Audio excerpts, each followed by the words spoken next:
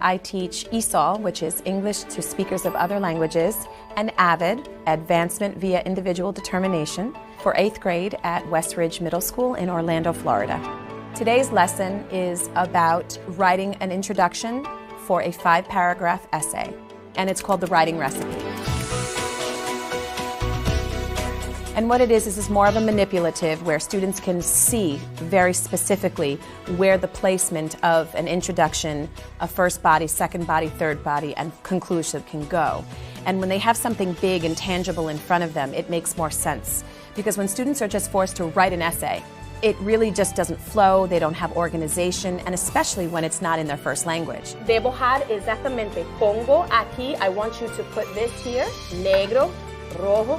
We first walked in and the students were to create the manipulative that was modeled for them already on the smartboard as well as in the middle of their table. Ready? Watch. C'est très facile. Bam! Done.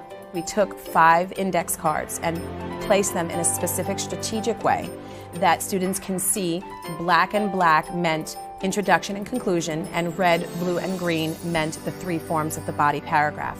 And then we took out the prompt and we put the prompt onto the smartboard. This is how you do your introduction. You ready? First sentence. Traditionally, students must maintain a certain grade point average in order to play sports. That's the first sentence in your introduction. Write it. Right now. When they read it and then tried to make sense of it and analyze it, then we broke it down. And because they're English language learners, we wanted to make an introductory paragraph as simple as possible for them to make sense of what they really want to say in the body of the paragraph and to really make a very focused thesis statement.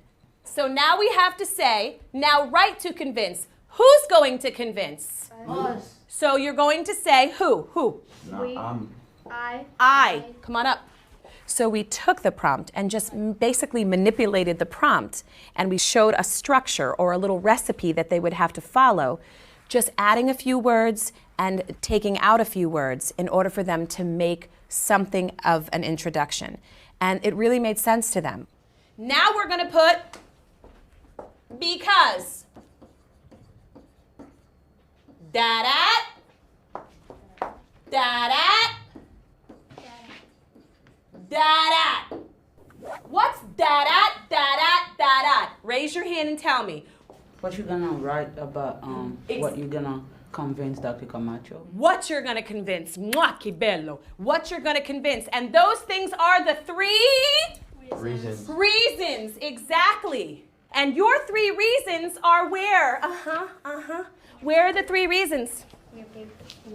In your paper. And they go reason number... Reason number 2. Reason number 3. Oh yeah.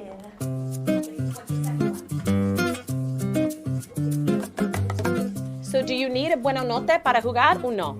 Yeah. Why? What are 3 reasons you need a good grade? 3 reasons.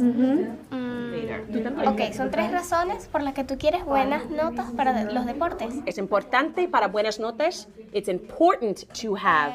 To be professional. To be a professional. Perfect answer. Right? Of course. Because You need to be. Because I need to be professional. Good. Esto va a explicar su primera razón. This will explain. 9 times out of 10, the students understand what's going on, but they're timid to speak in English because they're not ready. Esto es su primera razón. This is your first reason. Now you need otra razón. Okay, understand? Okay, so now erase this and put a segunda razón. Y la pongo abajo. Allá, aquí. The strength of using a second language, their language, not as a crutch, but as an enforcement of knowledge and understanding for them, that's where it's really great. Si ella pudo leer en español, tú puedes leer en inglés. Say that in English. Is that if you can read in Spanish, he can read in English. Yes. Go for it. I want you to try. Lindo. We're here. Nos estamos aquí para ti. We are here for you. And I know you're tímido, but it's okay. I speak 5 languages, and a lot of times I can use 4 of the 5 in my classroom. Okay. ¿Cómo se dice esa palabra? Oh, you read in English. How do you? If the children don't get it, How do you say this word? I won't stop until they do. Good. Good. I needed to know that they understood it, so I assessed it on another writing prompt. Now say it. I will protect myself and my personal And my privacy. What are the 3 ways that you're going to do it? What did you say? by posting non-negative pictures. By posting non-negative pictures. Protect my blog. Protect your own blog. How? How would you protect your own blog? By doing what? Put a privacy lock in Put it a privacy lock on my blog. What else? and be positive. Be positive. Boom. You just did it on your own. Let's wrap it up. Okay, guys. Ticket to leave right now. First thing, thank you. This looks perfect. I love it. Each of you need to tell me one thing you learned today. Yes. Important big words to catch readers' attention. Woo! Okay. ¿Qué tú aprendes? How to fix it and how to make it my own. How to fix it and make it my own. Oh, that's beautiful. Yes. Today I learned like when they give you a writing prompt, they already give you the conclusion. You just got to change some words and put your own words and you get it. That's it. Introduction, conclusion, almost the same thing. And I know These kids were doing self-evaluation about the learning process, force yourself. Oh my God, that was beautiful. which also was my own evaluation. Then I know what I need to focus on tomorrow. Say it in English. Force yourself.